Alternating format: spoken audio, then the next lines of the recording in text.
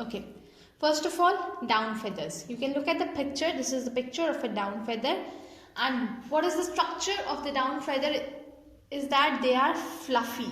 And what is the purpose? That they keep the body warm. The structure is that they are fluffy, and the purpose is that they keep the body warm. Now, next type is body feathers. Body feathers cover the body and give a shape to it. Okay? What they do, that they cover the body of the bird and give a shape to the bird's body. And the third type is flight feathers. How they are? They are very strong, and what they do, tail and these feathers help the bird to fly. It helps them to fly. You can see flight. Okay?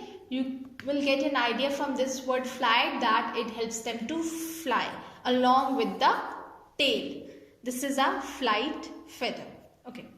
There are some birds such as ostrich and kiwi that cannot fly. Although they have feathers. Okay? Although they have feathers, so they are birds, but they cannot fly.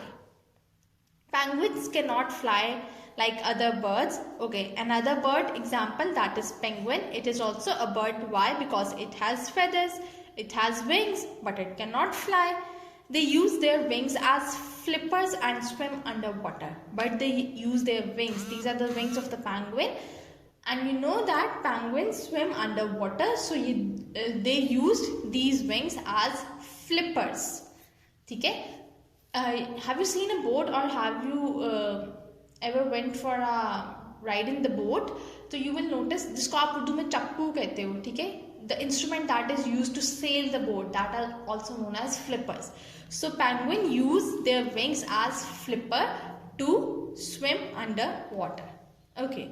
We will be doing two pages today, page number 31 and page number 32. You will be doing reading at home, and I am sending you the question answers. You will do them in your science notebooks. In the next video, I will be discussing the question answers.